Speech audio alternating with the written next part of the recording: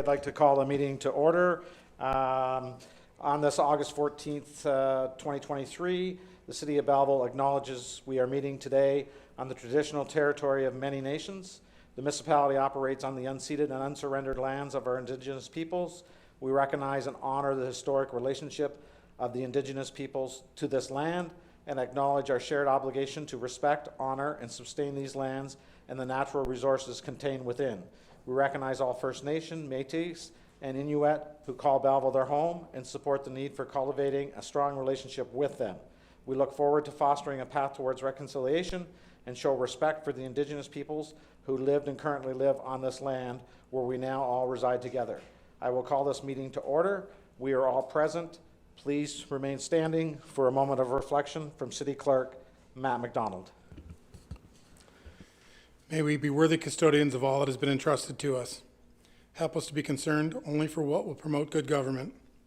May we bring to our council chamber minds that think and hearts that feel, always having respect for others so that we may serve the people of our city in a helpful manner and for the good of all. Please be seated. Disclosure of pecuniary interest and general nature thereof. Councillor Enright Miller. Thank you, Chair. I do for 8B1 and 8B2. Okay, recognized. I need a motion for reading and confirmation of minutes of regular council meeting of July 10th, 2023 and regular in-camera meeting of July 10th, 2023. Councillor Alsop, Councillor Thompson, all in favor? Carried. First of all, we have a deputation tonight of Janet Gerald of the Quinte Arts Council, here to make a deputation to council. Good afternoon.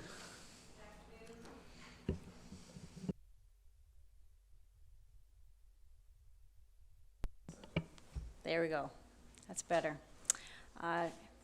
Hello, everyone. New faces and some I met with before. So I just wanted to start this presentation with a video.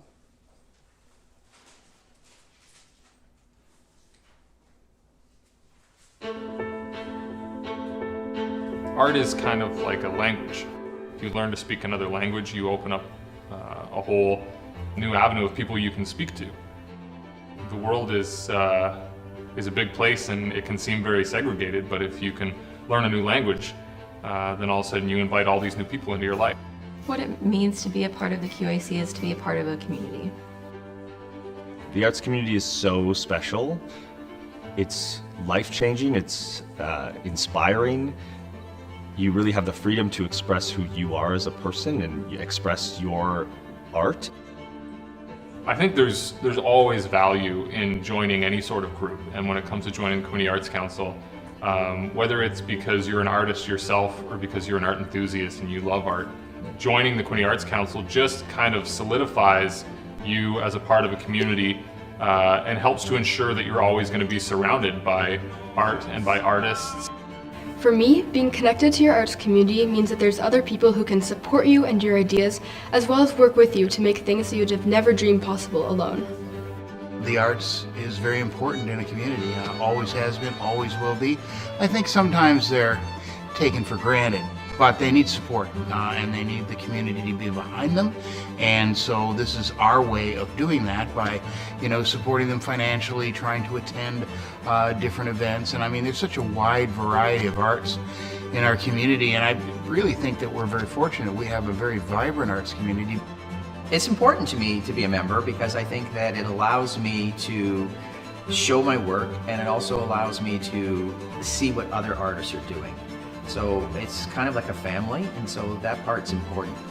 As human beings, we are relational. Our purpose on this earth is to connect with one another. It does so much for taking care of the health of our whole self. The biggest benefit is just the collaboration and the support that we receive from the Quinte Arts Council. So much of what they do is spreading the word about our events and our organization, whether that be through their event listing, through the Umbrella magazine, through their social media channels, or just word of mouth. Community helps art to thrive. Community helps art spread and reach people that it needs to reach. artists can support each other, and as well arts organizations can help support the work that artists do, so that the work that people are doing can get as far as it needs to get and touch people's hearts, minds, and make an impact. Arts and culture are so important to any thriving community. It brings people together in our own backyard.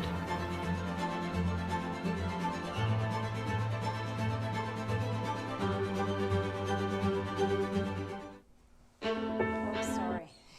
Started again. So that is a beautiful representation of the Quinte Arts Council. We wanted to put something together to just kind of make it a little bit easier and with a visual show you what we do. Everyone in that video is a local artist or patron. They're all local. And we thank Forest City Films, graduates from the Loyalist College Film Program who produced that video for us. So the Quinte Arts Council, we've been around since 1967. That's old news, but we have made some pretty significant changes over the last 5 years. So it's basically a new team, new face, new space. And we are an umbrella organization. We represent all artistic disciplines. We believe the arts belong to everyone of all ages and stages, race and gender. And our goal is to ensure that diverse perspectives are experienced through art. So just a little recap, you all have our annual report from last year. On behalf of the board and our team and our arts community, we thank you for your support in 2022, which allowed us to bring all of that programming to the community. We began, we do a Docs Dinner and Drinks. This is, in 2023, was our second annual. It's a collaboration, a partnership with the Loyalist College. So we celebrate the film students at an evening in the community and allow the community to see their documentaries and enjoy some food and gathering and meet them. We host Expressions, so our biennial juried show. So that is financial awards to Quinte area artists, and we've been hosting Expressions since 1996. 8th Annual Plein Air Festival, again, that is driven within the tourism area, so we bring painters from all across Ontario and into Quebec. We've had someone come all the way from Vancouver. They do a circuit. They go to all the plein air festivals. They bring their families. They stay in hotels. It's a 4-day festival. So they eat here, they stay here, and we celebrate them at the end with financial awards for obviously the winners of. And there was a show and sale, so sales the day of, and we thank the Mayor Ellis was there to, I think you got a picture with the juror and also one of the pieces that you selected. We got to pick a winner, yes. Yes, you got to pick a winner. Best of the Belleville. So, and it was a focus. We partnered with the Downtown District BIA, and the focus was on downtown Belleville for that festival this year. And of course, we just celebrated the 2nd annual Belleville Jazz Festival, and it is just ramping up. Every year, it's going to get bigger. That festival brings incredibly high-level jazz musicians to the area. It is authentic, great jazz, and you gotta catch it. Again, a 3-day festival, musicians, tourists, stay in our hotels, come to the city, eat in our restaurants, and just enjoy some absolutely fantastic jazz. We have put a promo video together. It's just got finished, actually. 80/20 Studio, a local studio film company, put that together. So we'll be releasing that shortly. You should, hopefully you can catch that on our social media.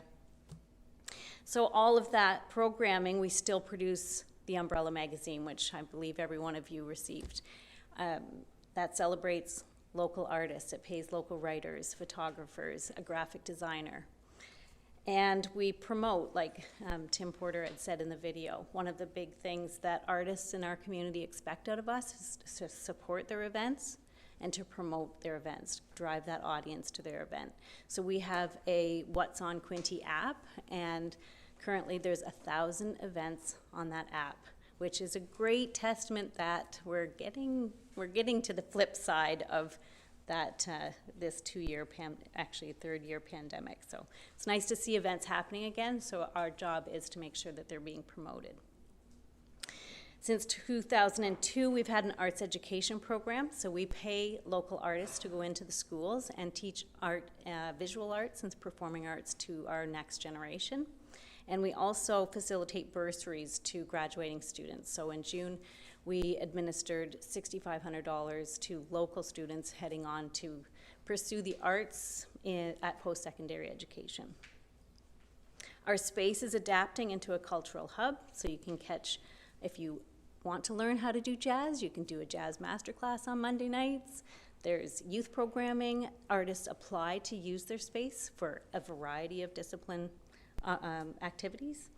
And we have more youth shows are happening, so we are trying to make sure that we are focusing on the underserved. So coming up, we host the Arts Recognition Awards. So this is our 29th year. And we recognize those who have made a significant contribution to the arts in the community. Traditionally, they were celebrated at the Mayor's Luncheon for the Arts. So we are in preparation of our next year, the big one, the 30th year. We are transitioning to an elevated affair, so it will be the evening for the arts. And this is a major fundraiser going forward for the QAC. So you will receive a save the date. It's October 13th, 2023, and we look forward to seeing many of you there. So the QAC began in 1967, and as some of our patrons mentioned, it does need support to keep the arts going. In 1994, we did enter into a service agreement with the City of Belleville, and up until 2002, the amount of support hadn't changed. So for dollar, not keeping up with inflation. So we will be submitting a request again into 2024 to increase our operating budget and just to simply keep up with the current inflation rate. So please remember all that we do for the community and consider us in supporting that request. One last thing I wanted to mention, I mean, we can't do what we do without partnerships like with the City of Belleville. We have a very close working partnership with Bay of Quinte Regional Marketing and the Downtown District BIA. We did work with the City of Belleville. I thank Alicia Purchase and the Bay of Quinte in putting together Ontario Culture Days Guide. So Ontario Culture Days now promotes Belleville and the Bay of Quinte and all that happens annually to drive more tourists to the area to celebrate.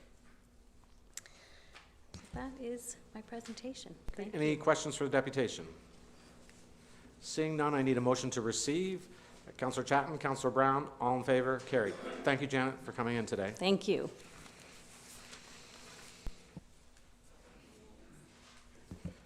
Now I need a motion to go into committee of the whole. The council will rise and go in committee of the whole to hear and consider reports, passing of recommendations, and resolutions with Councillor Alsop in the chair. Moved by Councillor Enright Miller, seconded by Councillor Chatton. All in favor? Carried.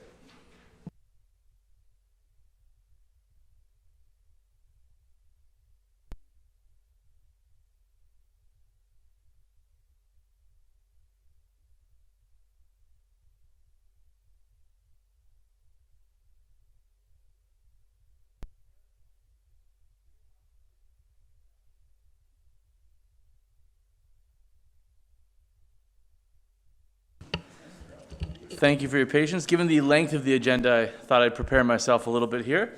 So, item 8A, reports. The agenda shall include under reports items that warrant individual attention from council. Item 8A1, contract number TOS-20. Your Chair, I move as read.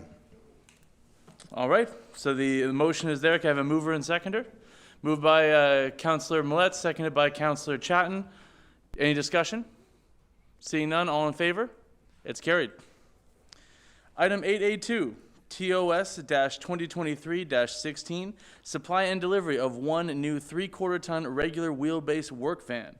The resolution being that the request for proposal submission from Finch Auto Group be accepted for TOS-2023-16, supply and delivery of one new 3/4 ton regular wheelbase work van in the amount of $55,130.50, plus HST of $7,166.97, for a total of $62,297.47. This being the lowest and most qualified proposal received, and that the mayor and city clerk be authorized to sign the acceptance agreement on behalf of the corporation of the city of Belleville, and that the city clerk be authorized to affix the corporate seal. I need a mover and a seconder. Moved by Councillor Enright Miller, seconded by Councillor Brown. Any discussion? All in favor? It's carried. 8A3, contract number TOS-2023-15, shave and pave asphalt resurfacing at various locations. This is report GMTOS-2023-19. Resolution is that the tender submission from GIP Paving, Inc. be accepted for contract number TOS-2023-15, shave and pave asphalt resurfacing at various locations in the revised amount of $1,279,715.97, plus $166,363.08 HST, for a total amount of $1,446,079.05, this being the lowest cost tender received, and that the mayor and city clerk be authorized to sign the acceptance agreement on behalf of the corporation of the city of Belleville, and that the city clerk be authorized to affix the corporate seal. A mover and a seconder. Moved by Councillor Thompson, seconded by Councillor Carr. Any discussion? Councillor Thompson. Yeah, on the contract, you added more streets in, so you had a revised bid. Did the other ones get the opportunity to do a revised bid? Is that normally what we do? Thank you for your question, Councillor Thompson. I'll forward that through to Manager Joe Reid. Through the chair to Councillor Thompson. When we looked at the bid summaries, we looked at the GIP was the lowest bid submitted. We utilized their unit pricing, which was the lowest bid already. So we utilized their unit price that was submitted in the documents, and they agreed to add the extra quantity. So essentially, GIP was still the lowest bid. Even with adding the other ones in, you ratio that cost out then? That's correct. Okay, thank you. Thank you. Any other discussion? Seeing none, all in favor? It's carried. Item 8A4, contract number PKRS-2023-05, Hillcrest Park Improvements Sport and Trail Lighting. Trail Lightning, that would be really exciting. Resolution that the request for tender submission from Century Electric, Inc. be accepted for contract number PKRS-2023-05, Hillcrest Park Improvements, Phase 2 Sport and Trail Lighting in the amount of $540,252, plus $70,232.76 HST, for a total amount of $610,484.76, this being the lowest cost tender received, and that the mayor and city clerk be authorized to sign the acceptance agreement on behalf of the corporation of the city of Belleville, and that the city clerk be authorized to affix the corporate seal. Mover and a seconder. Moved by Councillor Kelly, seconded by Councillor Chatton. Any discussion? Yes, Councillor Millette. Thank you, Chair. Through you to Mr. Reid. Do we have any experience with Century? Have they done work for us in the past, and are we confident of their capabilities in this regard? Yeah, through the chair to Councillor Millette.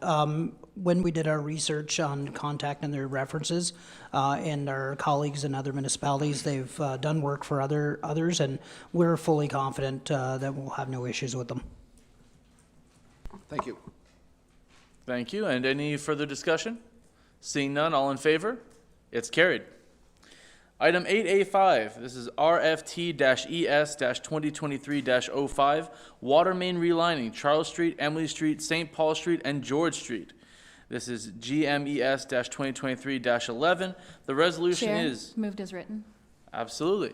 Mover and seconder. Moved by Mayor Ellis, seconded by Councillor Enright Miller. All in favor? It's carried. Did you have a... Yes. Question. Mr. DeCola isn't here, so I'll, if I may, Chair, direct this, I guess, through to Mr. Reed, if he can help. The time frame for this water main relining, and I see in reading the report that it will involve some temporary water supply to homes along there, and I think we've all seen that occasionally where they have a blue temporary water main runs along the properties to supply the houses. So that's a bit of a disruption in the neighborhoods. Do we have a time frame for this work, Mr. Reed? Through the chair to Councillor Millette, I'm not fully aware of the contract documents, but I'm sure that it outlines within that. I know Perry and his group has worked towards good communication plans that they'll talk to the residents to make sure that they're fully aware of what's going to take place and how it will impact them.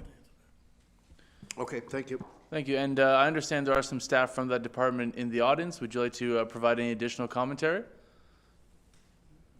Seeing none? I don't think it's their ballywick. Thank you.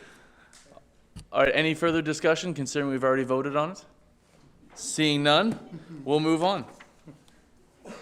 Item 8A6, staff recommendation report for proposed amendments to the maintenance of land in a clean and clear condition bylaw, number 2014-120. This was tabled July 10th, 2023. The resolution is that council approve the proposed amendments to the maintenance of land in a clean and clear condition bylaw, number 2014-120, as outlined in ESEC-2023-001. Can I get a mover and a seconder? Moved by Councillor Millette, seconded by Councillor Enright Miller, and we'll open up for discussion. Yes, Councillor Millette. Thank you, and yeah, thank you as well. First off, to my fellow councillors for July 10, I was unable to make that meeting, and I appreciate the efforts to move it along to this meeting. And in the subsequent time, we've had a chance to, I think, digest this even more. We're in receipt of a letter of support from the Quinnyfield Naturalists, from environmental conveners John Lowry and Lori Borthwick, who are in support of the amendments to the bylaw that will allow the naturalized portions of city yards in an orderly fashion. We haven't made any changes to the bylaw, which is known clunkily as the Maintenance of Yards in a Clean and Clear Condition bylaw. Sometime we're going to try and streamline that. But basically, this is our Maintenance of Yards bylaw. And there have been no changes to that since 2014, as I stated. We've since then, the Green Task Force has received a substantial amount of interest from residents who are interested in taking our efforts and the city's efforts in promoting any areas that would support pollinators, be they insects or birds or other animals.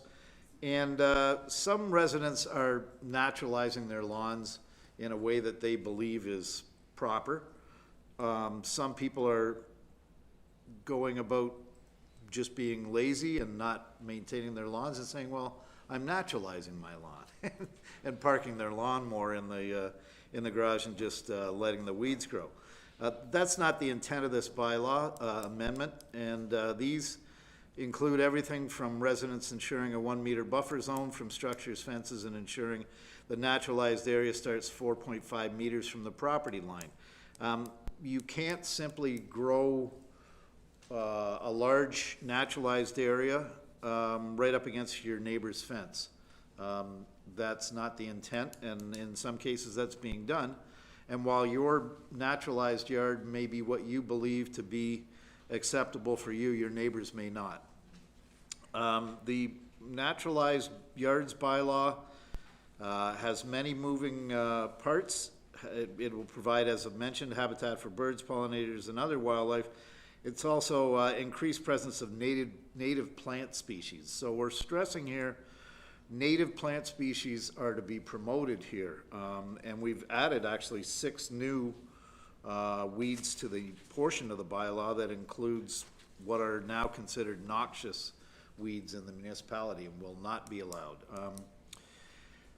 I have with me today our environmental coordinator, Amanda Azzopardi. And Amanda, you're available for any questions that councilors may have. But it's a comprehensive change to the bylaw. I understand some of my colleagues have some suggestions and recommendations, and Ms. Azzopardi will entertain those. But I encourage you all to please support this bylaw. Again, it comes from, this is truly a community-driven, these changes that are community-driven. We have consulted with municipalities, including the City of Mississauga, the City of Toronto, Quinte West, City of Kingston, City of London.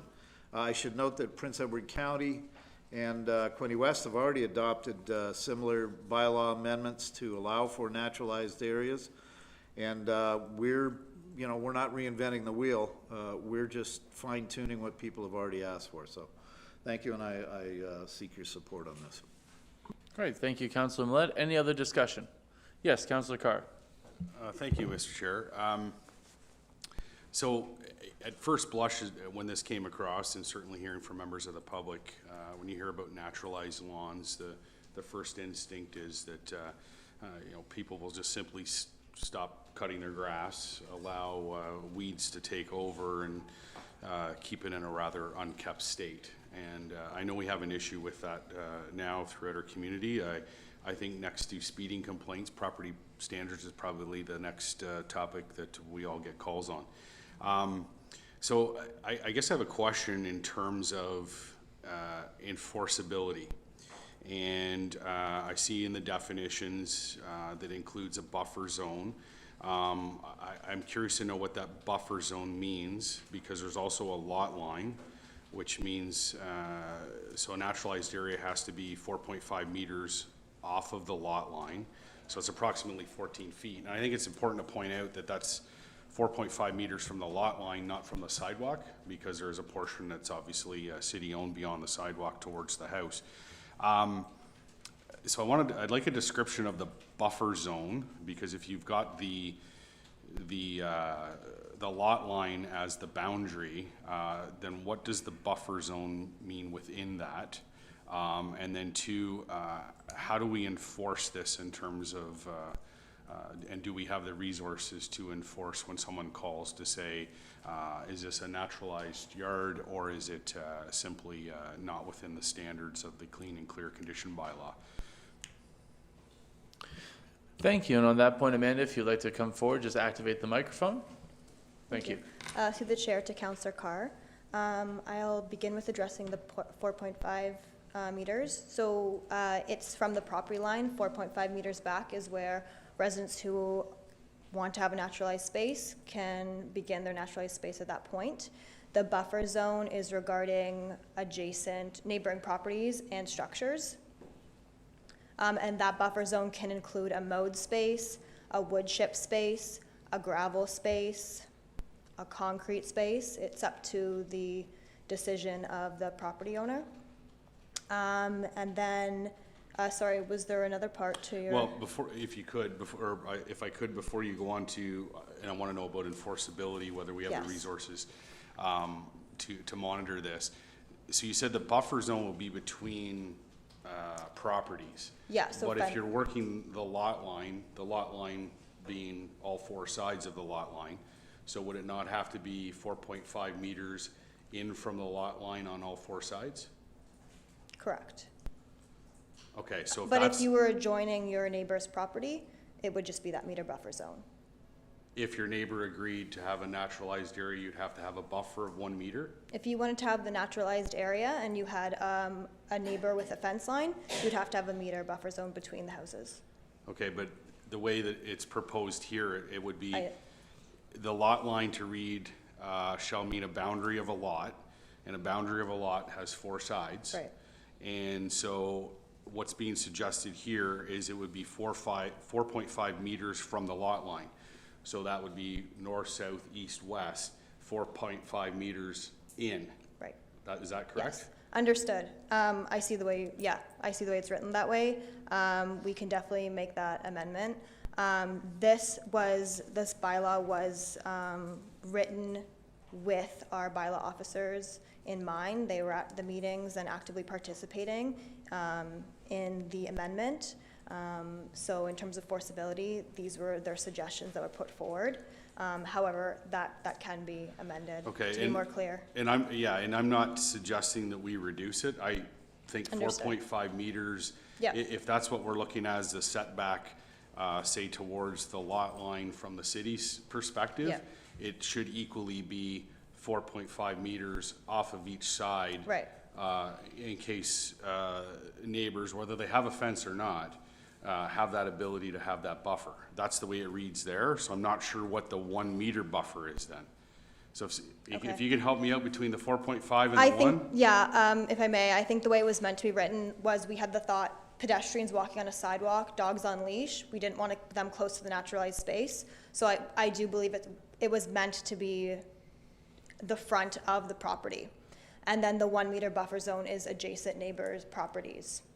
Okay. Is how it's meant to be written, and we Okay. can work on the wording there. So I question the 1 meter reasonableness to adjacent property owners, because at the end of the day, if you do have a naturalized area, seeds blow, for example, and if somebody wants to have a naturalized area, then that's reasonable. But in terms of whether it impedes on someone else's property, I think needs to be considered, and I don't know if a meter is enough. And then the other thing, I don't have another question, so I appreciate that, and if bylaw staff were there. The other thing that I think we really need to look at too is, and I pulled up the City of Calgary, one of the residents who provided comments linked Calgary, and they had a whole section on naturalizing your yard. And it talks about, plants and grasses are permitted in a maintained gardens that display purposeful design. And I think that needs to be included here, that at the end of the day, it's not really the naturalized yard in its full extent as it is a purposeful display and design of a naturalized garden and having the proper buffers. Because, and as I go through and look at the guidelines that they provide the residents, it's very clear as, this isn't just let your yard go to the natural per se, is you need to pick species that are specific to this area, be strategic how they're planted. It talks a lot about, the work that you have to do to maintain it.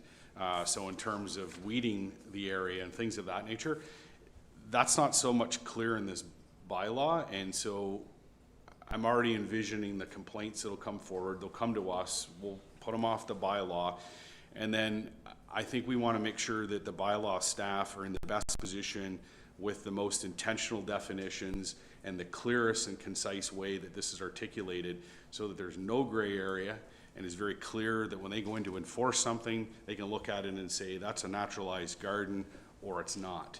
And so I think some guidelines as to what that naturalized area should be included as an appendix of the bylaw, to then at least, and I recognize those guidelines may come forward, but if they're in the bylaw and they're specifically articulated, it'll be much easier down the road to not get into the gray area of what is and what isn't. It'll be clearly there. So, thank you. Thank you. I saw a number of hands go up, so we'll go around for the first round. Just wanted to be clear, Councillor Carr, any amendments coming forward from your discussion? Well, I'll be honest with you. I don't really want to bring any amendments on the fly here. I think if anything, perhaps maybe this could go back to the committee, take the suggestions or any conversation that's had here today and sharpen it a little bit more, would be what I would like to see. I don't want to get into committee work here at the council level, but this is the first opportunity we've had to debate it. But I think we're moving in the right direction. I just think it needs to be sharpened. So I would like to see us refer it to committee. So I'll take direction from the clerk in terms of how that may work.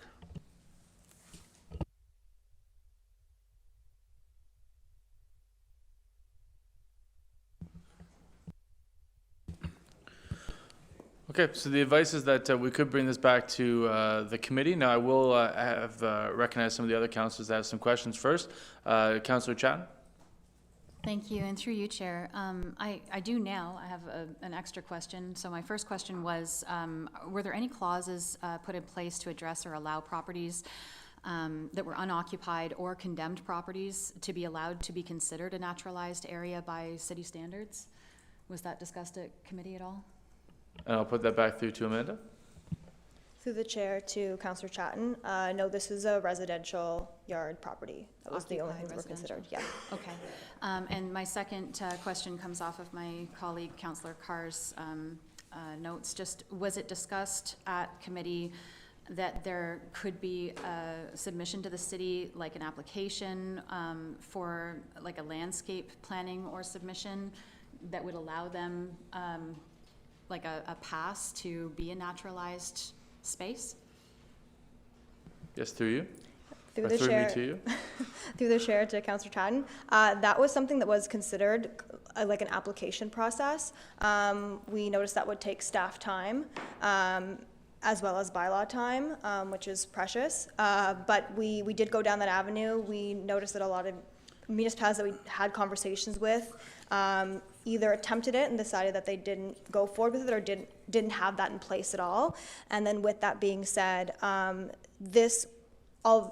we will be taking additional steps to educate and inform our residents of what it looks like to have a naturalized yard, what are the recommended species that are North American native species, what are noxious weeds to look out for, the best approach in maintaining these weeds, as well as additional resources. I was able to take a look at the City of Calgary's resource. It's a great resource, and we were in the process of putting one together as well, and that would be released when and if the bylaw were to be approved as well.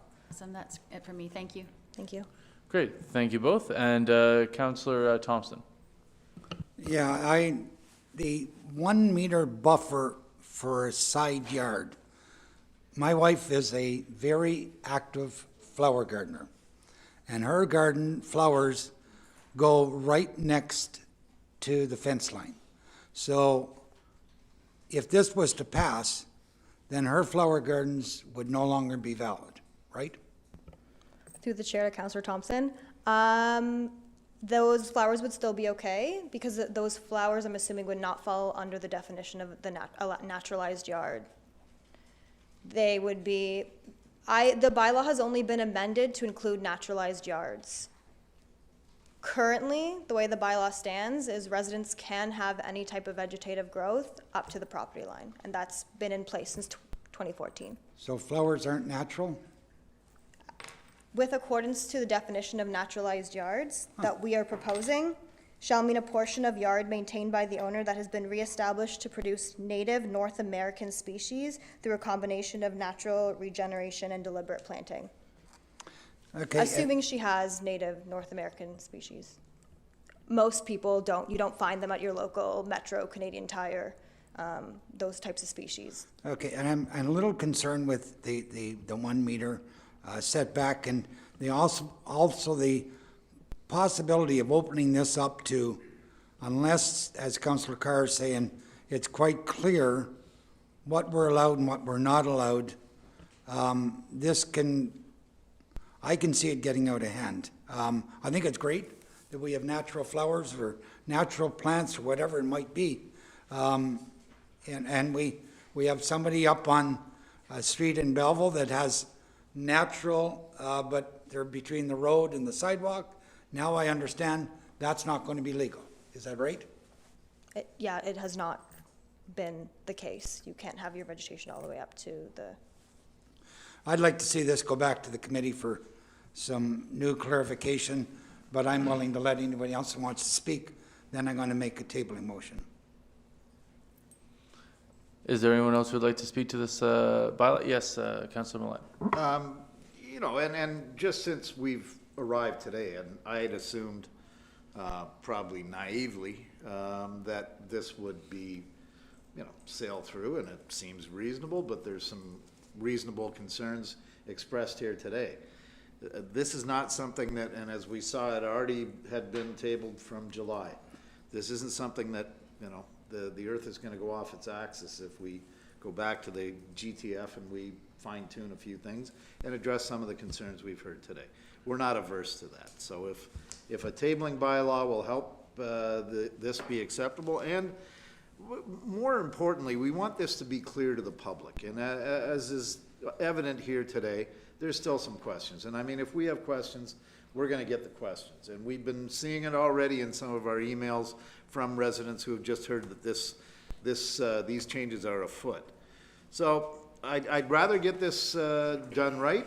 And as Ms. Azzopardi mentioned, we will have a very robust education piece to accompany this once these amendments are. So we will make it clear, as has Calgary in such a very effective manner. We're going to have an education piece to make it very clear to people what you can and can't do. So if it means sending it back for fine tuning to the Green Task Force for a little bit of tweaking, we'll bring it back at a future date and hopefully get your support at that time. Thank you. Yes, Councillor Brown. Thank you. First and foremost, I am much in support of the naturalized bylaw. And as Councillor Carr has pointed out, I've spent an awful lot of time with 2014-120 bylaw over the course. The fact that I can't forget the number tells you how many times I've actually had calls and or emails about it. That having been said, and appreciate that the committee is willing to take it back and do some fine tuning. The one thing that I think Councillor Carr asked, and I'm not sure I heard the answer, or that it was actually answered, which is the impact to bylaw enforcement in terms of enforceability. I appreciate there's a small team, and I've used this language, a small team that has tens of thousands of locations that they have to maintain. What I'm hesitant about is I don't want to see that this being reopened for the naturalization is going to set off a spate of bylaw enforcement requirements. And so that would be the only concern I have with that. I feel somewhat reassured that the communications program that's going to go along with this and the material that's going to go, but I would like to get a sense of whether we anticipate this is going to open that proverbial can of worms and impact our bylaw enforcement team. Well, thank you, Councillor Brown, and since that has come up a number of times, I would direct that through to Director Ashton for your comments on the bylaw officer's capability to enforce the bylaw. Well, I guess if there's any sort of bylaw, our bylaw enforcement team can follow up. They are very challenged these days by an extreme caseload explosion over the last few years. I think, though, we could, as a city, look at alternatives, and that would include that bylaw, I'm trying not to use the acronym, but the bylaw enforcement officers do not necessarily have, for this bylaw, would not necessarily have to sit within the bylaw enforcement group. If this is a special sort of bylaw, we could also look at perhaps environmental services who support the Green Task Force to sort of make them as provincial officers, and they could provide enforcement of this project as well. So we could look at that opportunity as well as an alternative to increasing the workload of the existing bylaw group. Okay, thank you, Director Ashton. I've seen a number of other hands go up, so we'll go for a second round. Councillor Chatton. Thank you, through you, Chair. In terms of provincial offences officers, how many do we have currently outside of bylaw? I think it's probably a question. I'm trying to. We did appoint. I know we did appoint a person in environmental services to address the coal tars bylaw. Is there any others that you can come to mind? I think that was it. It's something we've discussed about addressing our workload. I'm not sure if the CAO has any. Through the chair to council, excuse me. Certainly, that's an option, special designation of staff. I think we've done that with some of our park staff, with some bylaws, particularly around the smoking bylaw. Those are examples, and the example that Mr. Ashton has raised with the coal tar issue in the Foster Ward area, it may be a first step, and that Amanda and others in ES can assist maybe within the first year or the first 2 years, and work on the education, and enforcement may be maybe more of an education tool than enforcement, and in subsequent years that could be handed off to regular bylaw when you do have those situations where someone is clearly not following the regulations that have been established. Thank you, Mr. Bove. Were there any other questions? And it sounds to me, just from the consensus of the table, that this is likely going to be going back to the committee. So I'll be looking for the mover and the seconder to make that amendment. But I will reach out. All right, it's been moved by Mayor Ellis that it goes back to the committee. I have a seconder. Councillor Kelly. All in favor? It's carried. Item 8A7. Request for proposals, RFP-FIN-2023-01, Consulting Services, Comprehensive Asset Management Plan. The resolution is that the request for proposal submission from SLBC Inc. be accepted for contract number FIN-2023-01, Consulting Services, Comprehensive Asset Management Plan, in the amount of $232,175 plus $30,182.75 of HST for a total dollar amount of $262,357.75, this being the most qualified submission, and that the mayor and city clerk be authorized to sign the acceptance agreement on behalf of the corporation of the city of Belleville, and that the city clerk be authorized to affix the corporate seal. I need a mover and a seconder. Moved by Councillor Enright Miller, seconded by Councillor Chatton. Any discussion on this item? Seeing none, all in favor? It's carried. Item 8A8, Record of Site Condition Services, Old Fairground Site, 240 Bridge Street. This is report APS-2023-22. A resolution is that in accordance with section 30.3 sole and single sourcing, approval and reporting of the city's purchasing bylaw number 2021-99, the quotation from Cambium Inc. be accepted to complete record of site condition services in the amount of $185,490 plus $24,113.70 HST for a total of $209,603.70. And that the mayor and city clerk be authorized to sign the acceptance agreement on behalf of the corporation of the city of Belleville, and that the city clerk be authorized to affix the corporate seal. I need a mover and a seconder. Moved by Mayor Ellis, seconded by Councillor Enright Miller. Discussion? Seeing none, all in favor? It's carried. 8A9, Contract ENG 2023-10, River Road Sidewalk Construction Project.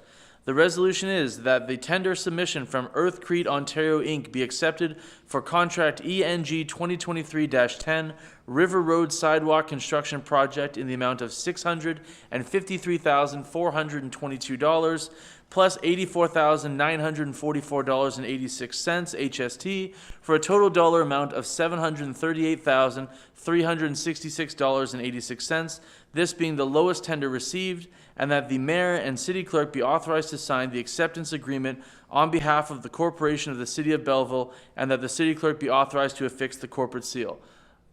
And that the 2023 capital budget be amended to increase capital project item 23-1.017 River Road Sidewalk Construction by $75,000 to be funded through Asset Management Reserve Fund. I need a mover and a seconder. Moved by Councillor Brown, seconded by Councillor Kelly. Any discussion? Seeing none, all in favor? It's carried. Item 8A10, supply and delivery of 2 stock pumper fire apparatus. This is FES-2023-06. The resolution is that in accordance with section 30.3 sole and single sourcing approval and reporting of the city's purchasing bylaw number 2021-99 through section 30.4 emergency purchases, the quotation from Commercial Emergency Equipment Co. be accepted for the purchase of 2 pure stock Enforcer pumpers in the amount of $1,967,572 plus $255,784.36 HST for a total amount of $2,223,356.36, and that the mayor and city clerk be authorized to sign the acceptance agreement on behalf of the corporation of the city of Belleville, and that the city clerk be authorized to affix the corporate seal, and that the 2023 capital budget be amended to replace the units being replaced, to amend the units to replace the units being replaced from item 23-1.041, Unit R635-98, rescue van replacement, to 23-1.041, Unit P722-911. I need a mover and a seconder. Councillor Thompson, Councillor Enright Miller, any discussion? Mayor Ellis. To the chief, I see him in the audience. Just wondering on asset management and if we're going to get the fleets or if we're in a situation that vehicle replacement, or we seem to hold on to them, and then we dispose of them. I just wondered if there was any plan moving forward. I know other cities have a lot of their trucks on 10-year asset management plans and then are able to sell them, as opposed to, I think after 20 years, they're basically worth nothing, and I just wanted to know your thoughts on that. And then I have a second question for you. Through the chair, to your worship, that's something we're absolutely working towards. Majority of municipalities will run a fleet asset management plan. That's something that we presently don't have, but we're going to work towards firming up throughout this year and into next year, and we'll be bringing that back to council. As you stated, there is a life expectancy on these trucks. They're worth a lot of money. It's better to get a little bit out of them when they're still worth something to us. There's also the insurance caveat as well, so there are replacement timelines based on the type of truck and the area that it serves. Thank you. And I also noticed you might have 2 new deputy chiefs with you today. Did you want to take a second and introduce them to council? Absolutely. We'll bring them back. Make them come up here. For the formalities, but I will do an introduction, so we'll get them to come up here. So there's been a bit of transition, as many of you know. We're growing our department and we're rebuilding, so with that comes change. I moved into the role director and fire chief, and we were lucky enough to acquire Jim Young as our deputy chief, who replaced my previous position. So Jim comes from Prince Edward County, where he spent the majority of his career, and we're very lucky to have him. The report in front of you tonight is something that Jim has worked on heavily for, what's this, week number 3 now? Week number 3. So it was both feet in, and he was a big part of getting this report prepared and all the background work that came with it. And then, as you're aware, we had a recent departure of our other deputy chief, and in order to keep the ship sailing, we've got a lot of large projects going on. We've got the fire trucks, we've got a rural truck coming up next, which is identified in the report. We have the fire master plan, dispatch, a lot of huge moving parts. We didn't want to miss anything, so we've brought in Captain Mark Shannon into an acting deputy role for the next 3 months while we work on filling a permanent space there. So that way nothing gets lost, nothing gets missed, and Mark brings all of the history and the background, and is a huge asset to our department as well. So we're happy to have Mark aboard for the next 3 months, and we'll see if he likes it. He's in week number 2, and he hasn't asked to go back on shift yet. Thank you, Chief, for that, and welcome aboard, both of you. Thank you.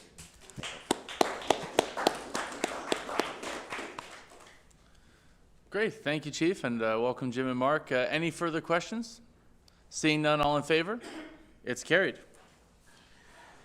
Okay, item A11, Housing Accelerator Fund application. The resolution is that pursuant to Accounting Coordinator's Report Number AC 2023-03, Belleville City Council approves the submission of an application to the Canada Mortgage and Housing Corporation's Housing Accelerator Fund.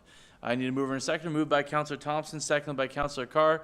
Any discussion? Councillor Thompson. Yeah, I got a couple of questions. It's great to see this fund being available to us. It says here 100,000 over the next few years across Canada. In Belleville, we've designated 875 houses in the next 3 years. My concern is with the funding that we would be getting,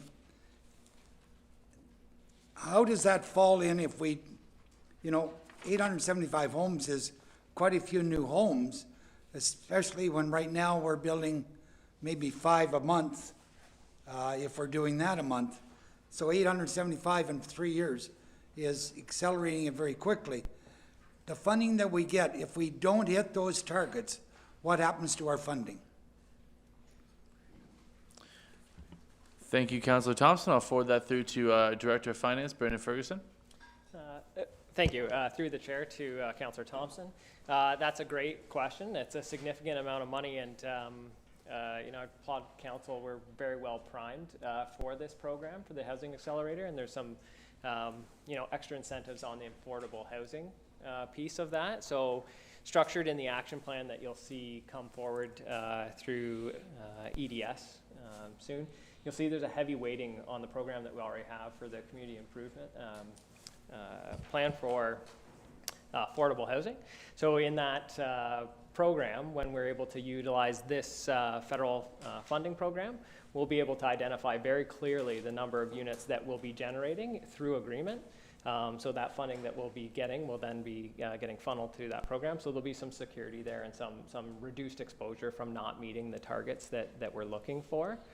As well as throughout the other initiatives, we're really looking at minimizing our exposure. The programs, you know, they're very helpful with the advisors, so it's coming through in 25% up front and then 25% over the next 3 years.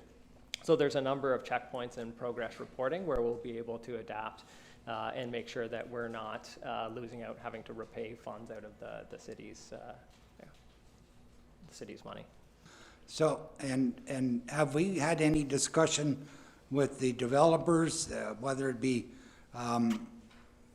people looking at social housing, or not social housing, but low rental housing, those developers and the regular home builders, to say if this is a realistic number of 875 homes to build?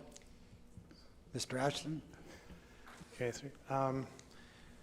so this does not necessarily need to be affordable housing or social housing. This just needs to accelerate housing in general.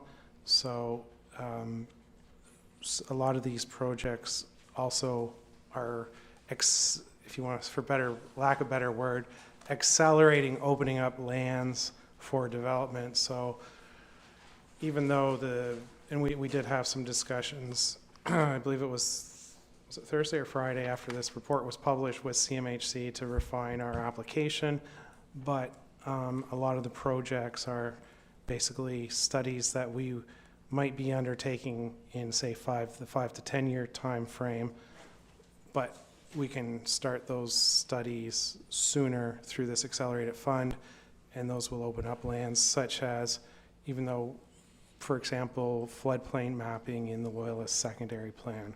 So that might be a project, for example, that will increase the developable lands. So those are sorts of things that they would open up, and then developers would be able to develop those. So we'll be working with the developers closely with this funding coming in. I think it's great that the government has released this kind of funding for us and given us the initiative to build 875 homes. You know, we probably need 3 times that number of homes, but I'm just concerned that if we're getting the funding, I think it's great that we don't get taken the funding and we have to pay it back, but talking to Mr. Ferguson, that's not going to happen. No. Okay. Right. And just a clarification that it's 875 units, not necessarily 875 homes. Yeah, I know that. I knew you knew. I just for just- those that may not know, general information. Okay. We're Sorry. talking units, not homes. Okay, thank you very much, appreciate it. Any further discussion? Councillor Millette. Thank you, Chair, through you, and while Mr. Ashton's mic is already warmed up, item 6 on page 119, this is the initiatives that will be included, and you touched on it briefly in your last comments. Item 6, promoting development by addressing floodplain risk, i.e. reduce the lands constrained by flooding and increase the available lands for development. Am I to take from that we're being encouraged to perhaps look at items or areas that may have been in a floodplain So Or- you're looking at specific areas such that might have some physical like they might be currently farmland right now. So they're not naturalized areas, but they could be exposed to flooding issues because of culverts, for instance, aren't right sized. So it would sort of allow for better flood protection. So supplemental to that, what we're saying here is item 6 isn't suggesting that we're going to be looking at encroaching in floodplain areas where we had eliminated those areas in the past. Is that correct? So floodplain having a different definition than naturalized areas in this case. Flood protection, how we call it, flood protection. Okay, all right, thank you. Any further questions? Seeing none, all in favor? It's carried. Item 8A12, pole relocation on University Avenue. The resolution is that pursuant to the Manager of Physician Recruitment and Retention Report number MPRR 2023-06, Council approved the expenditure of up to $20,000 for the relocation of a utility pole on University Avenue with funding to be provided from the Tax Rate Stabilization Reserve Fund. I need a mover and a seconder. Moved by Mayor Ellis, seconded by Councillor Enright Miller. Any questions or discussion? Councillor Brown. My question's short. Why? I'm not sure I understand why the city is paying to have a utility pole relocated that might be in the way of a road that this particular property requires. So, not being facetious aside, it's a $20,000 cost. It's coming from what we would classify as tax rate stabilization. If it's a $20,000 expense, when we've already sold this property at, I think, would be a very attractive rate per acre. It's in the report, $65K per acre. Another $20,000 to move a utility pole out of the way does not seem to be an expense that we need to burden our taxpayers with. Thank you, Councillor Brown. I'll direct that through to CEO Rob Bove. Through the chair to Councillor Brown, you're familiar with the property, and the deal to sell the land to the current owner was conditional on the city providing a way for them to get access to the site. And we had a plan to provide access that involved obtaining a portion of land from an adjoining property that would be part of that entrance. When it came time to finalize that arrangement, the land in question had so many restrictions and conflicts on title that there was no way we could get clear title to the piece. That forced us to say to the purchaser of our land that we need to look at an alternative, and the only alternative available involves a location that requires an anchor pole to be relocated by a lexicon. And since the deal was made conditional on us providing clear access to the property, that's why it's our expense to finalize the deal. Okay. Thank you for that explanation. Any further questions on this item? Seeing none, all in favor? It's carried. We'll move to item 8B, consent items. Council may adopt consent items by one motion, but prior to consideration of such motion, members may request that specific items be removed from consideration under such motion, and council shall consider such items individually. I'll start on this side at the end. Mayor Ellis? No, thank you. Councillor Enright Miller? No, thank you. Councillor Carr? No, thank you. Councillor Thompson? 8B3, 8B5, 8B6, 8B16, and 8B17.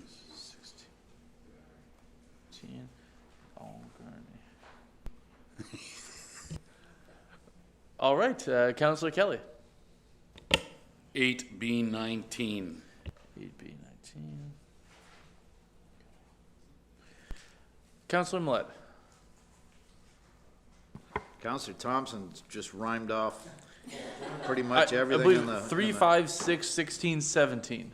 Sorry, 16 did he get? 3, 5, 6, 16, and 17. Yeah, he got it right with that shotgun blast. 22 options, so. All right, 16 I'm looking for, thank you. Okay, Councillor Chatton. 8B20, please. 8B20.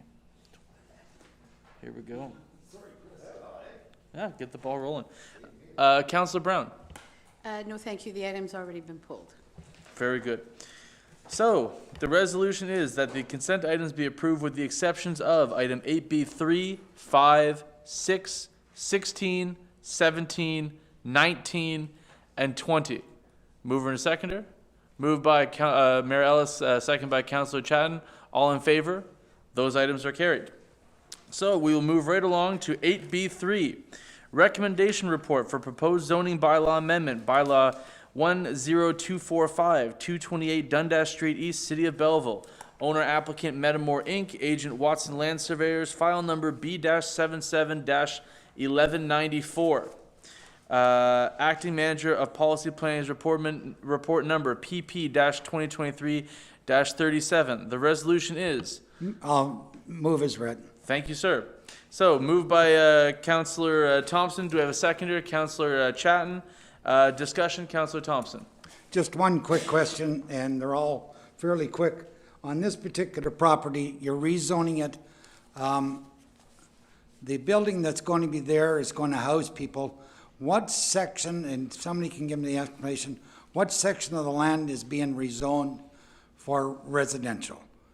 And the reason I'm asking, I want to be able to say that there's going to be enough land left for that building for those people to come out and have some recreational property on that particular property. So can anybody answer me on that particular question? Thank you, Councillor Thompson. Director Ashton. So I'm not sure if you can see it, but there is a location map, and it's this hatched line. So it's basically the area associated with the parking lot that goes, I guess, more. Which are we? That's not the one here. Which one? So, I just need, so on that building, and that's the old clubhouse. Yeah. So, the building sits on a piece of property. Is there going to be some land left for the residents of that building, or is that rezoning coming right up to the parking lot? So, I'll reword that again. The residents there, if we're rezoning it, are we rezoning it right up to the parking lot of the paved parking lot? And it's going to be all residential? That means there's really no recreational area for those people in that building. You're talking about the individuals. So there'll be some amenity areas for them. If you'd like me to get you a copy of the site plan, I could. I don't have it in front of me. Yeah, I should have asked you for that before, Yeah. but I don't know what to do if there's not leaving, in your estimation, then there's going to be enough land for those residents to have some freedom out there. Yes, they'll meet the zoning requirements, but if you'd like me, I'd like me to send you a copy of the site plan. If there is a site, I believe there'd be a conceptual site plan associated with the previous application. I can send that to you. Okay, would you please? Okay. Any further discussion? Seeing none, all in favor? It's carried. Item 8B6, I believe 8B5. Here we go. Recommendation report for proposed zoning bylaw amendment. Move as read. Thank you, sir. Seconder. Mayor Ellis. Discussion. Mr. Thompson. Again, I think it's great. We're getting more apartments downtown. I'm a little concerned about the parking situation. We can predict all we want that nobody's going to have a car, but reality is there's a problem downtown right now where they want more and more parking for residents, and here we are saying we don't need parking. So there seems to be two vibrations. I know I sit on the DBIA office, DBIA committee as a councillor, and they want more parking for residents down there. And we're in the process of looking for that, overnight parking for them. Here we are, we're reducing it. So I'm not going to vote in favor of it. I just want to state that I think we should be staying to the parking regulations in that particular part. So I'm going to vote against it. Thank you, Councillor Thompson. Any other discussion? Councillor Brown. Thank you. I too don't wish to support this application. I spoke both during the public consultation phase and during the planning meeting. My reason for doing so, over the course of months, years, the building owners have been identifying that there is a challenge when you create new residential spaces, that you have to be, there's a parking, 1.5 spaces per unit is assigned. If it's low income affordable, we can drop that to 1.25. In reality, it is boxed on either side in terms of downtown buildings. The parking that's there is very, very limited. It is not uncommon to see where a building has a commercial space and residential upstairs, that at 5 p.m. people are jockeying their cars out in the back of buildings for commercial spaces to move their vehicles so that the residential tenants can come back to their space. I'm also aware that there have been a number of conversations through the BIA over the course of several different board iterations of the challenges of the accessibility of overnight parking and its limited use. So, as I said, while I appreciate that the building owner adding 6 more residential units, intensification is important downtown. Suggesting that cash in lieu of a parking spot will solve the issue, in my opinion, is not accurate. It is, I believe it's a flawed position in that it's just exacerbating a known issue in the downtown core. I appreciate that not everybody believes that we should be so vehicle dependent, but the reality is we are a vehicular-centric society.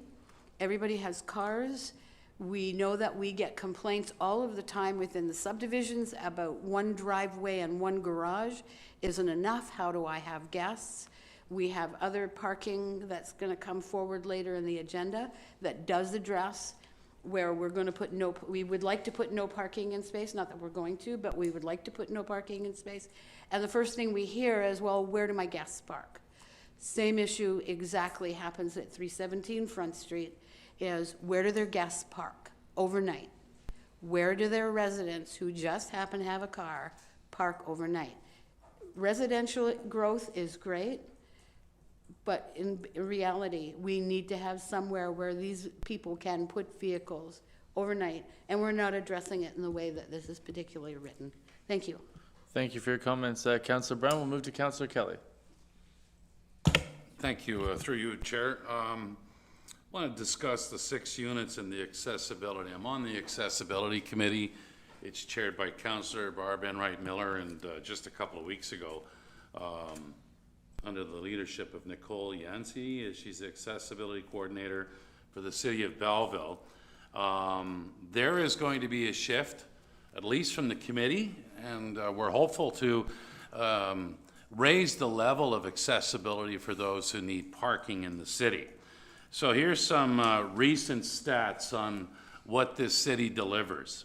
So the population of Belleville, let's say, is $56,000. The population for the Quinte region is 220,000.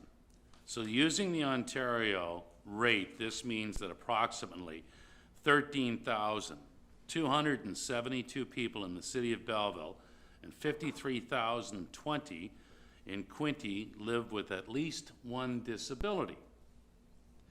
The aging of Belleville's population, like many Canadian cities, means that the disability rate will increase. Belleville's population already older than the provincial average, and the average age of residents is expected to increase. So at the meeting a couple of weeks ago on the Accessibility Committee, and I can't speak for Councillor Enright Miller, is we're learning about our community, and stuff like this matters because it's in the numbers. So here's what we have. Capacity of parking area, number of parking spaces, 1 in 19. For the city of Belleville today, it's 1. Between 20 and 90 parking spots, it's at 4%. It goes up to 2 spaces. So on and on. We were given this graphed. And they come back, municipalities come back and tell you, well, those are the provincial standards. Well, we know in the numbers that our city is an aging demographic, and disability doesn't mean just an individual in a wheelchair. It's someone that may have had a stroke 2 weeks ago and is out of the hospital and has to get to the doctor's appointment or to the drugstore. It's all of those factors now. We're an aging demographic. So to hear that there's 6 units going downtown, we're going to receive some cash, but there's no consideration for those that might have accessibility issues. I find it quite concerning. And I can tell you this, in the next 2 years, there's going to be a push by the Accessibility Committee. This is real work and it's serious stuff from our community. We want it to be accessible. We talk about, we want people to come to our area and we want them to have a wonderful experience and life lived. But if they can't be accessible or get to the appointments or just feel like they're being welcoming in their community, and it goes back to accessibility, that's not good. So I just wanted to get that in because we're talking about parking and there's a lot of issues that go with parking. I'll leave it at that. No, thank you for your comments, Councillor Kelly. Councillor Chatton. Thank you. Through you, Chair. I'm wondering a couple of things. One, the possibility for residents to apply for parking permits throughout the city. Do we have that? Yes, Mr. McDonald. Through the chair to Councillor Chatton, we have permits available in the downtown area. So there's a mobile app. They can still come into town and to City Hall and get permits, but mostly it's online, and there are 2 designated areas for overnight parking in the downtown core. Thank you. And further to that, private lots, do we have the potential to direct people to access permits for parking at private lots? Through the chair, we're aware of, but stay out of private parking lots and their business. So we're aware of them, but we let them manage their own. Thank you. So further to that, predictions aside, we're looking at an owner who is able to ensure that there isn't a requirement for parking at the application process for these 6 units. Housing is at an all-time low. We are in need of more availability for people to live and work here. And having these 6 units approved as written is incredibly important to our city. Thank you for your comments. Any other comments? Yes, Councillor Millette. Thank you, Chair. I too was kind of torn on this at the Planning Advisory Committee level. We received a report, and it's in your package if you look into the Planning Advisory Committee meeting minutes from 8 August. Upfront Gallery owner.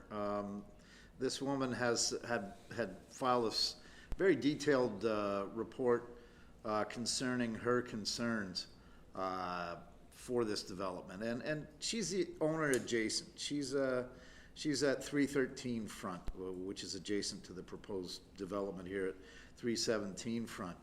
And while I understand some of my colleagues' suggestions or comments that yes, we do need housing just about every type and form that we can get. However, I think asking some of the people that are in areas adjacent, and we've already heard my colleague Councillor Brown's concerns about parking. This person purchased her building in 2017, and I'm quoting from her comments, "I put my heart and soul into developing and beautifying my building, not to mention every penny I have. I've struggled through the issues of owning a Century Plus building, the death of my husband, 2 years of challenges related to COVID-19 and owning a retail business." I don't think she's looking for sympathy here, but I think her credibility, that statement goes to her credibility. She says, "Parking, of course, is always an issue. Adding new units and subtracting parking spaces is a huge mistake. We have 4 spaces on our side of Front Street, and Mr. Omar has a small parking area at the back of the building for 6 cars, which, as I understand the above amendment, he would like to reduce to 5 spaces. Additional traffic for the building period will be a nightmare. That's aside, whenever there's building going on. But she sums up with this. The building already has 12 apartments, most of which have at least 2 tenants. An additional 6 apartments for a total of 18 units is completely insupportable on this footprint. And that, in my estimation, is what is telling me that alarm bells are going off on this. I understand it's meeting, you know, most of the demands or all the demands of our planning staff who've exhaustively looked at this. I can't support it. This person and I have listened to other people downtown who have invested a lot of money downtown. They're challenged right now like nobody could believe. The things I'm hearing, things that are showing up in my email every morning from my one particular friend whose family owns a business. It's heartbreaking. So I think when somebody sounds an alarm bell like this, we have to listen to it. So I'm not gonna support this. Thank you for your comments, Councillor Millette. I think Councillor Thompson, you went first on the first round. Yeah. Is there someone else who wants to go in a first round? Councillor Carr. Yes, thank you. So just in terms of the application, and again, with planning applications, they're very technical in nature, of course, so we have to make sure they're following the provincial policy statement, official plan and zoning. There's been a lot of talk about the cash in lieu of parking, and in the planning report, it says if property is unable to provide the required parking spaces, the cash in lieu of parking policy may be used and is intended to fund a special reserve for providing or improving alternate parking facilities. So I guess the question is, in this particular instance, because we're asking for cash in lieu, and we're putting in the reserve, are we providing or improving alternate parking facilities for this application? Thank you, Councillor Carr, and I will forward that through. Question about reserves, question about parking. Director Ashton.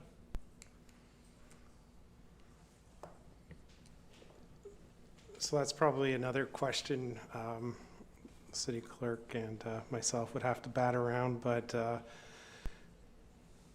through the Planning Department, through Engineering and Development Services, we look at sort of similar to other municipalities across Ontario. So if you do want to promote development and intensification within the downtown, you generally utilize a cash in lieu fund program. So I'm not sure what the reserve is. Maybe it's also a finance question as well, but so you do look at that. So that's a tool that's available to people with these types of applications. So this application suggests a holding provision till they pay that cash in lieu, and then we would sort of work with other departments to make sure that there is sort of parking facilities or additional parking opportunity when there's a critical mass met where people want parking. I'm not sure the numbers. I know that the clerk did refer to those 2 designated overnight spots. I'm not sure what those statistics are at the fingertips, but that's sort of what we would look to. And then if there's such things as additional facilities to be built, then we would look at the cash in lieu for those facilities. Thank you, Mr. Ashton. Mr. McDonald.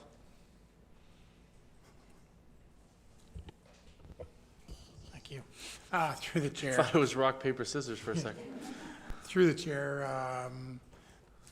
I can tell you that the amount of money collected through the cash in lieu of parking is certainly not close to sufficient to build new parking facilities.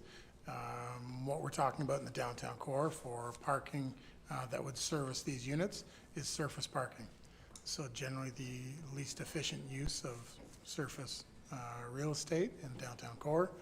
And so I'm sure some of you around this table can guess what or were around and remember when the discussion was had about alternative parking structures and the appetite and the cost of those. So there has been no additional parking structures or increased parking stalls result from the cash in lieu of parking. that's just a fact. We've got what we've got, and we have not increased that number. So the reality is what we're looking at is alternative programs for overnight parking. Currently, we have, as I said, those 2 designated spots. I can tell you they are not overburdened with parking currently. The challenge we have is the location of our parking is generally centralized in the Riverside lot and then to the south end of downtown, while a lot of the currently reconstructed residential units are on the north end of downtown, right? So proximity to the desired parking locations, there is that conflict. So we are not there yet, but looking at those overnight parking solutions is still ongoing. We've had discussions with the BDIA and certainly some of the developers about what that looks like, but there has been no resolution as of yet. Yeah, thank you.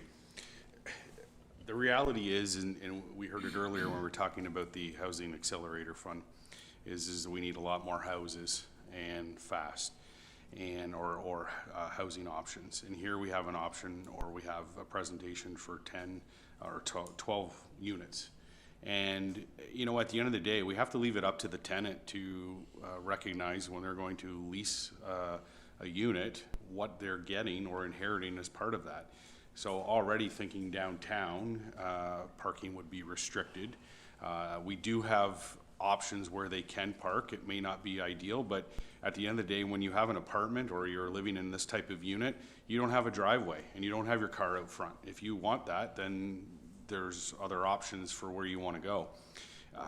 I hate to see us say no to adding more units to our housing stock when we desperately need that, and the building services report is up, and I'll talk about that a little bit later.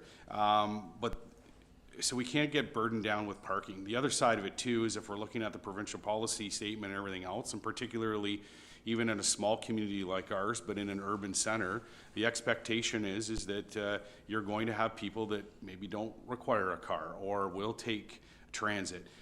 That's up for them as the tenant to decide how they want to live and how they want to circulate around the city or around the region or wherever they want to go. But the reality is to say no based on parking, in my opinion, is we're selling ourselves short. So when we talk about needing housing, we can't very well turn around and say, well, geez, there's not enough parking. And it's not lost on me what my colleague is saying about parking, because the other side of it just means that parking enforcement is going to have to step up to the plate and police the lots to make sure that they're only parking in designated areas. But those are rules, and we pay people to enforce those rules.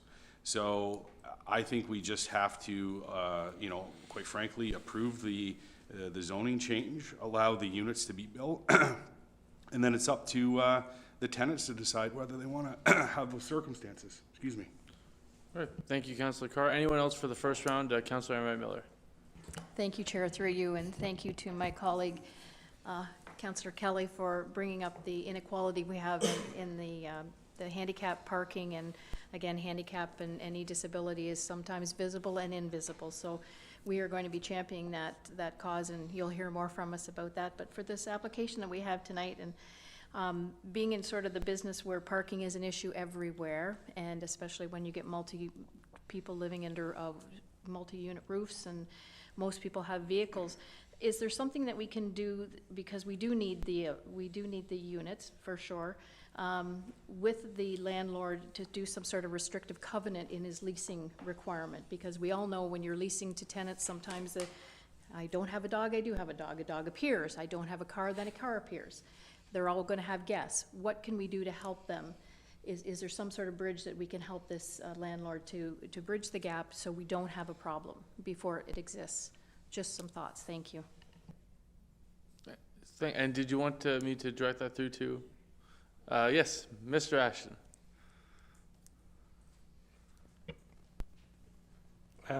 We could talk to Templeman and see if we have the ability to require covenants, and we could also have a discussion and perhaps suggest that they rent out the parking spaces with the specific apartments, so that someone isn't of misunderstanding that they do have a parking spot with their apartment.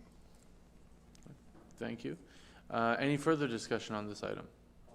Seeing none, I call the vote. All in favor?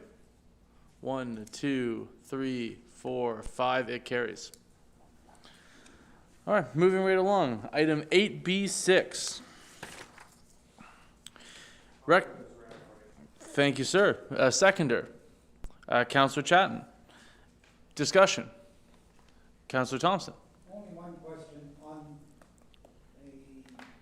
page 10, it says a setback of 0 meters. That's sort of unusual. We don't have any setback. Can Mr. Ashton or somebody explain why we're... Councillor Thompson, your microphone. Sorry, on page 10, there's a setback of 0 meters, which is usually unusual. Can somebody just explain to me why the 0 meters, and is it going to be a hindrance to later developments? That's all. Director Ashton. Sorry, sorry, I was making notes on the last application to follow up with the owner. So that was 8B. 8B6. This is the 3 Highview Crescent application. Okay, so basically, the 0 lot line is the common wall. We're basically dealing with we're dealing with a 40-something-year-old zoning bylaw that probably didn't really contemplate even something as intensive of a use as a semi-detached dwelling, and it wasn't properly set up. Traditionally, sort of just let go, but technically it does need to say that it's a 0 lot line setback. But that's why we do have a public meeting coming up for our new comprehensive zoning bylaw that will replace all those 40-plus-year-old zoning bylaws and be a little modernized. Just putting in a pitch. That's at the September PAC. And for those interested, when will that be? At the next PAC meeting, which will be, I just sent out the memo, but it's at September the 5th at 5:30, chaired by Councillor Paul Carr. All right, put that on your calendars. Anyone else for discussion? Seeing none, all in favor? Carried. Okay, jumping all the way to item 8B16. That is the Point Anne Hamlet Drinking Water System MECP Annual Inspection Report. The resolution is that the General Manager of Environmental Services report number GMES-2023-09 regarding the Ministry of the Environment Drinking Water System Inspection Report for the Point Anne Hamlet Drinking Water System be received as information. Moved by Councillor Thompson, seconded by Councillor Enright Miller. Discussion. Councillor Thompson. Just want to compliment staff and Mr. DeCola on a 100% approval. You know, we have a very antiquated water system down there, and it's nice to have that. So just want to make note for Mr. DeCola. Thank you. Fantastic. Any further discussion? Seeing none, all in favor? It's carried. We'll move to item 8B17, consistent speeds in community safety zones. The resolution is that pursuant to the General Manager of Transportation and Operations Services Report, GMTOS-2023-21, consistent speeds in community safety zones, a bylaw be prepared for Council's consideration to approve amendments to the Traffic Bylaw 12967 Schedule Y speed regulations. This was pulled by Councillor Thompson. Do I have a seconder? Councillor Brown. Discussion? Councillor Thompson? Yeah, just want to make note about the consistency on the speed in those particular safety zones, because as it noted there, it's the school zones. They post one sign for certain times of the day. We want to make it the same 24 hours a day, and it just clarifies it, and it really makes it, and it works towards our goal at the end of this 2024 of bringing in the cameras, speeding cameras, and this will line it up and get everybody sort of in place for it. So just want to note that. Thank you. Great. Thank you, Councillor Thompson. Further discussion? Seeing none, all in favor? It's carried. Moving right along to 8B19. This is the Belleville Chamber of Commerce Caribbean Festival update. Thank you, sir. Seconder, Councillor Chatton. Discussion. Councillor Kelly. Thank you, Chair. It's set to go on Saturday. It's the city's second Caribbean Festival this year, partnership with the Chamber of Commerce, thanks to Jill and Tiffany. Also the Downtown District, Danielle and her team, and the Caribbean Committee from the city have worked long hours and with lots of passion and energy. It starts at noon. There will be a parade. This is going to be showbiz galore for the city of Belleville. Jennifer Churley, who's the chair of the Toronto Caribbean Festival, confirmed on Friday with the committee that there will be masqueraders here from Toronto. Could be anywhere from 10 to 20 to 500. We have a parade planned through the downtown core that starts at noon. And if the numbers show up, the masqueraders, this is showbiz supreme. We've got a steel drum band to kick things off, local artists performing, and one of the committee members, and he's been here for 2 years, is here tonight, and I wanted to acknowledge him, Teffrey Harris. He is the DJ that's going to be making sure everything's going smoothly on Saturday, and it starts at noon. Lots of food vendors, games for the family. This is going to be a beautiful Caribbean festival. Come down and enjoy it. And Teffrey's been here since 3:58 this afternoon, and I can't let a committed guy like that go without a question or two. So I'm counting on my colleagues to ask him a question because he's got the answers and he's pumped up to talk. So I'll leave it at that. Any questions? Any questions? Councillor Chatton. Thank you, and through you, Chair, I have a couple of questions. One is regarding the courthouse lots.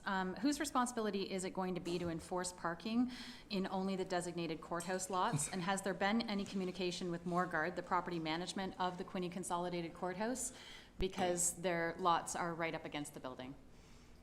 Okay, I think, Jill is right next to me. Tiffany. Tiffany's. I can answer to that. That's going to be our team. We have the entire Chamber of Commerce team and our volunteers. The Caribbean Committee team are going to be there, and the Downtown BDA are going to be there. So all of us are going to be responsible for making sure that all the people that are coming to park in that space is going to stay within the parking allotment that they've been given. Awesome, thank you. And the second question that I have is I noticed that the insurance document as part of the package was not filled out. Does that extend to the parade? Is that only for the actual Caribbean Festival itself, the $5 million rider? And does that cover the city and the chamber and the Caribbean Festival, or is that only for, again, the parade? Our insurance does cover us for absolutely everything, but we were asked specifically for the parade permit to follow up with a certificate of insurance specifically for the parade, but we are covered through the same company for the entire festival as well. Okay, and were you the city and the chamber as well as for the Caribbean Festival? Okay, were you waiting for the okay tonight before we get who that's coverage through, or is that? Sorry, it's through McDougall Insurance, and I can forward that. I assumed it had been forwarded by the person that I sent it to. Yeah. Okay. But we can do that. That's good. Thank you. Councillor Thompson. Yeah, one question about how many groups is coming in for the festival for that particular time? How many bands do you got coming in? Okay, we're gonna have a live performance with the local artists. We have artists that's coming from overseas, and we also have those masqueraders coming from Toronto. So basically, we're looking forward to have maybe 6 different era where you have steel drum this hour, then you have a live band playing for the people for this hour, and then also you'll have the reggae music tuning, the calypso and stuff like that. Beautiful, thank you. I just wanted to make sure we get a question in there. Yeah. You have a question for me? Yes, Councillor Miller. Through your chair. Teffrey, is it? Yes, it is. Yes, I just wanted to welcome you to the meeting tonight, and I hope you have a wonderful Caribbean Festival, and I hope it's successful and you have a great turnout. It's an honor to be here. Thank you very Thank much. you. Also, I want to say something before I go because I'm sitting here. Yeah. For this festival, it's very important to me that represent for the Caribbean community. And it's very important to Belleville as a community because Belleville is a diversity has grown and it continues to grow.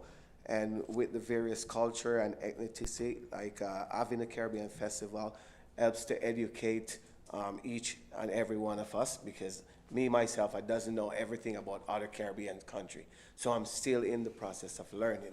So it's very great that this is really happening and we can all learn together because this is my home and I'm proud to be here. Thank you very much. Well, thank you very much, and we hope you have a great time, and we're all looking forward to it. Lots of fun and music and dance. You're welcome. Thanks. All in favor? It's carried. 8B20, parade permit application from Belleville Chamber of Commerce. Resolution is that the application for a parade permit from the Belleville Chamber of Commerce to have a parade on August 19th, 2023 from 12 noon to 2:30 p.m. beginning on Coleman Street south of Bridge Street, across the Bridge Street Bridge, and north on Front Street to Campbell Street for Caribbean Festival be approved. Moved by Councillor Chatton, seconded by Councillor Enright Miller. Discussion. Thank you. I was the one that pulled it, so just wanted to mention that I've already had my answer or my question answered by the 8B19. Wonderful. Any further discussion? Seeing none, all in favor? It's carried. Okay, made it through the Bs. 8C, council information matters. Council may adopt consent items by one motion, but prior to consideration of such motion, members may request that specific items be removed from consideration under such motion, and council shall consider such items individually. We'll go around the table the other direction. Councillor Brown. No, thank you. Councillor Chatton. No, thank you. Councillor Millette. No, thank you. Councillor Kelly. No, thank you. Councillor Thompson. No, thanks. Councillor Carr. 8C1A, please. Wonderful. Councillor Enright Miller. No, thank you. Mayor Ellis. No, thank you. Okay, so the resolution is that the agenda items be received with the exception of 8C1A. Moved by Councillor Brown, seconded by Councillor Enright Miller. All in favor? It's carried. 8C1, general information. Building section month-end report, June 2023 and July 2023. This item was pulled by Councillor Carr. May I have a seconder? Councillor Brown, Councillor Carr for discussion. Yes, thank you, Mr. Chair. So just looking at the permits issued for 2023 for July, just 7 in comparison to 22 a year ago, July. But I do have a question for you to Director Ashton, just in terms of construction value. If I'm looking at the numbers correctly, in 2022, we had a construction value for 22 permits of new residential of $5,426,555, which works out to an average valuation of $246,661. Then when I'm looking at the valuations for this year, 7 new residential permits with a valuation of $6,699,825, which is an average of $957,000. So I'm curious as to the valuations.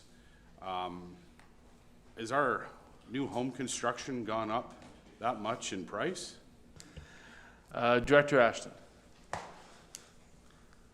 I'll have to do a bit of research on it, but typically there is a kind of a base value that is generally used because, you know, whether they, you know, a builder puts in an application for a building permit, doesn't know how many upgrades there are, but in terms of the 900,000, yeah, that does seem extreme, but let me look to make sure, first of all, that that's correct information, and maybe there was a monster mansion or something, I'm not sure, so I'll have to look into that and get back to you. Well, we certainly know that McMansions are being built across Ontario, and certainly nothing affordable, but I'm curious to see, and one of the biggest mysteries of the world, I think, is the actual cost of a home to construct.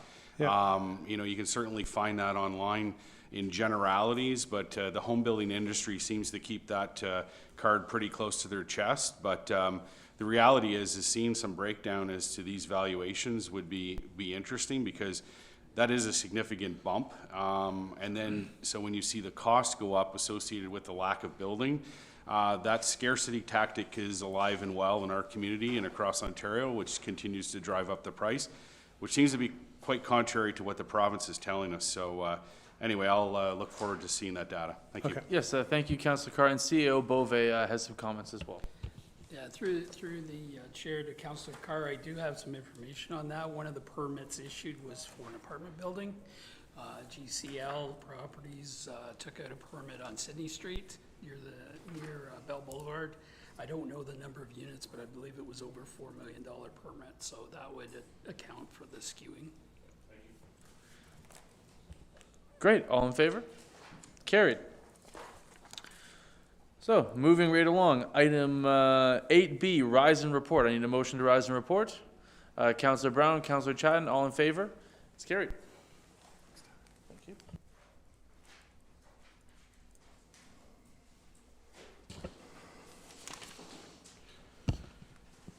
Okay, first reading of bylaws, second reading, members may debate bylaw under consideration. I need a motion to move bylaw 130 to bylaw 149 inclusively. Councillor Alsop, Councillor Barbara Miller, all in favor? Carried. Second reading of bylaw 2023-107 and then 2023-130 to 148, moved by Councillor Enright Miller. Councillor Brown, discussion? All in favor? Oh, all in favor then? Councillor Millette, did you have discussion? Yeah, bylaw 2023-137, and that's the bylaw to approve and authorize an extra strength surcharge agreement dated blah, blah, blah, between Belleville, City of Belleville and Kellogg, Canada. I'm looking over this bylaw, and I'm hoping I can get somebody to give me some clarification, because the way it reads, it permits, as I understand it, Kellogg Canada to increase, somebody's gonna have to help me here, because on reading it, it allows them to increase suspended solids discharged into the sanitary sewer system, on and on and on, and then I'm not quite understanding what the acceptable levels there. I'm reading that this will increase to, this is allowing them to exceed the limits set by the existing bylaw in providing or entering suspended solids into the waste system by 1,517 kilograms a day. Can somebody give me any clarification on that? Matt, the clerk, I guess? Through the chair to Councilor Millette. So the reason that's before you is simply, there's been a registered ownership name change with Kellogg's. So that's the only reason it's back before you, to make sure that the agreement is still valid. Majority of the food producers in the industrial park that are tied into our system have an agreement of that nature due to the waste that they put into the system. It's measured by the folks in ES. I'm sure Olivia could speak to you about the science behind what they're doing. It's all very much measured and controlled. The only reason it's before you is Kellogg's has had a registered title change on their name, and we wanted to ensure that the agreement was still valid and in effect. So this is strictly a Nothing housekeeping untoward. matter? Yep, that's And right. nothing is, yeah, okay. No, still nothing's being changed. measured. Yep. Well, sometime I'm gonna have to get a tutorial on the suspended solids that are going into our waste system. Thanks very much. All in favor? Carried. Third and final readings of bylaw 2023-107 and then 130 to 148. Moved by Councillor Alsop.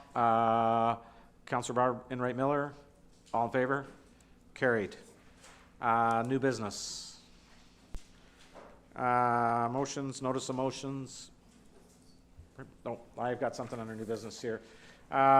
This housekeeping item of reduced site plan securities for Aldersgate, that council approved reduce the site plan securities for on-site works, $100,000 relating to the construction of proposed 88 seniors unit apartment at 7 Aldersgate Drive. I believe that was on our last council meeting, and it was received. Now it's a motion to, for a bylaw. Any discussion? Vote, all in favor? Pardon me? Mover and seconder. Councillor Barbara Enright Miller, Councillor Lisa Chatton, all in favor? Carried. Announcements. Councillor Thompson. I got one proclamation and then I got a couple of announcements.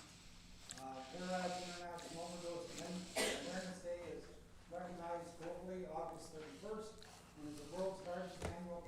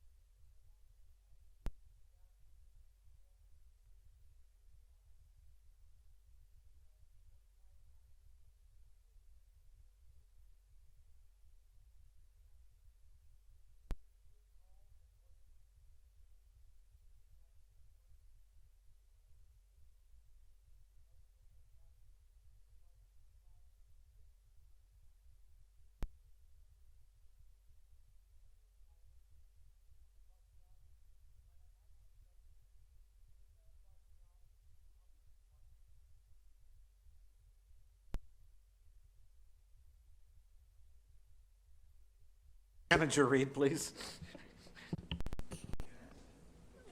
You're referring to the transit terminal? The bus terminal downtown, is that washrooms open to the public? That washroom is a public space as designed by the city of Belleville. So if somebody needed to use the washroom in that area, they could utilize it. They might have to access the building through the front gates or front sliding doors rather than the side. We have had some issues around some people ODing in the washrooms that we've been trying to keep a little closer eye on the activity coming to and from there.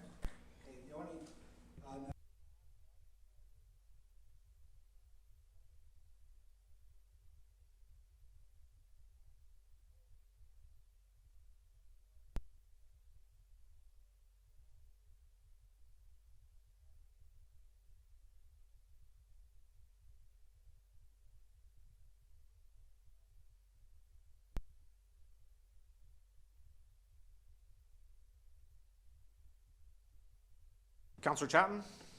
Thank you. Through you, just further to my colleagues' comments, that could have been very specific to an issue that was happening at the time. I'm familiar with the security company because I do work for them, and it may have been an issue that they were trying to resolve and weren't allowing anybody in until it was resolved. Thank you. Well, actually, the three people I spoke to were just general merchants down there from the farmers market, went over to use the washroom, and there was nobody in the building. They couldn't come in. Next is Councillor Millet. Thank you, Your Worship. I want to remind folks that we had quite a bit of discussion on the fact that the Caribbean Festival is this weekend, and good on it. It's going to be a fun time. We have another fest going on this weekend, and Big Brothers, Big Sisters, Hastings, Prince Edward, and YMCA Strong Communities is holding Rib Fest, August 18, 19, and 20 between the hours of 4 p.m. and 10 p.m., 12 p.m. to 10 p.m., 12 to, anyway, check online for the schedules. They have different times for all 3 days of the 18th, 19th, and 20th. So Rib Fest is on at Zwick's. Yeah, I got bogged down in the weeds on that one. Yes, so as well on this coming Wednesday, the 150th anniversary of the what's known as the Thurlow Town Hall will be celebrated. The building on the main street in Canifton, as some of you may know, was served for many years as Thurlow Town Hall. It's one of the oldest buildings in the city of Belleville, built in 1873.